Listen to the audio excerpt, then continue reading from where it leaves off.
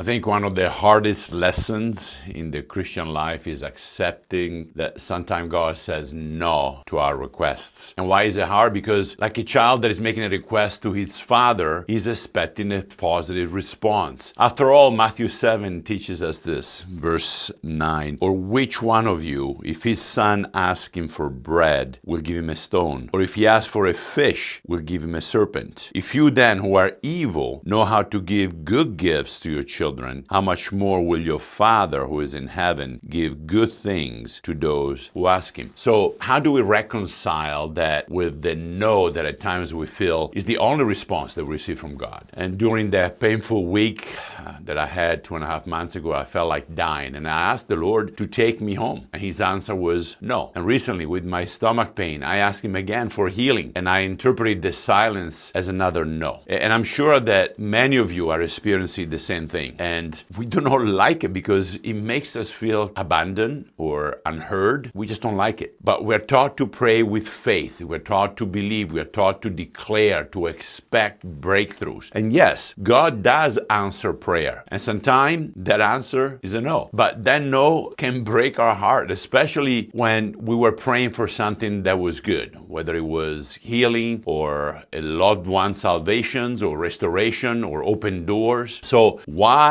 would a good God say no to something that is right? And the typical example is that of the Apostle Paul, the man who saw heaven, who healed the sick, who cast out demons. So hearing a no for his removal of the thorn in the flesh must have been odd. But God did not leave Paul just like that. He went on to say, my grace is sufficient for you, for my power is made perfect in weakness. In other words, no, Paul, I'm not removing this, because through it, you're going to experience my strength in a deeper way. God's no wasn't a rejection, it was a redirection. It was God saying, what you're asking for will help you temporarily, but what I'm doing in you will shape you eternally. And maybe you are in that season right now. You're praying for something, you're pleading, you're fasting, you're crying out, and heaven feels silent or even resistant. Let me tell you something. God's silence doesn't mean that he's absent, and his no isn't his punishment. Sometimes God closes a door to protect you from what you can yet see. And sometimes he says no to your plan because he is preparing a better one. And sometimes his no isn't about you. It's about someone else's salvation or a greater purpose that we'll only understand later on in life. And look, that man, for instance, that was possessed by a legion of demons in the Decapolis. This is in Mark 5. The man is alone. He's naked. He's possessed. He's miserable. He has no life, to say the least. Now, Jesus heals him, and so he asks to follow Jesus, to be part of that gang, to feel like he's belonging in a group. And what does Jesus say? No, but he instructed the man to stay and witness in the town. And in chapter 7, we see Jesus returning into the area, and people actually are searching after him. And probably is because of the witness of this demon-possessed man that was left behind. And even Jesus faced a no. In Gethsemane, he prayed, Father, if it is possible, let this cup pass from me. But heaven was silent. The answer was no, because the Father's will was salvation for the world. That no on Friday became resurrection on Sunday. And many others also experienced the no. We can think of Moses. He did not get to enter the promised land. Or David. He did not get to build the temple. The Baptist. He did not get released from jail, just to name a few of them. The question is, what is your inner attitude when you hear the no? Because that determines the degree of your trust in God. Do you have the faith to accept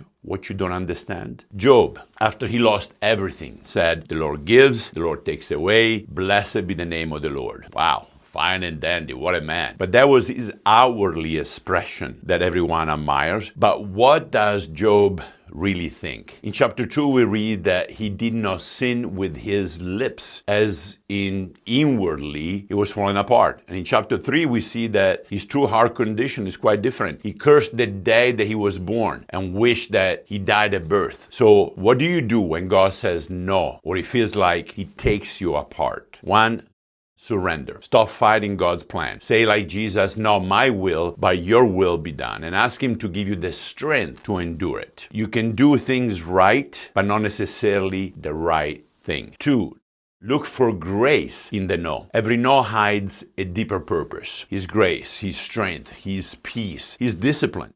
3. Stay faithful. Keep worshiping, keep serving, keep believing. You may not understand now, but one day you will look back and say, that no saved someone else's life. Ultimately, He's guarding our destiny. He's refining our hearts. And He's proving that His love isn't measured by what He gives, but by who He is. And He's still good. And His grace, like He told Paul, is sufficient for you. Friends, if this message encourages you, share it with someone who can understand God's silence. Sometimes His no is the most loving thing that He could ever say. If you want to help with this channel, click the link below and you have direction on how you can do so. God bless you. Love you. Catch you next time.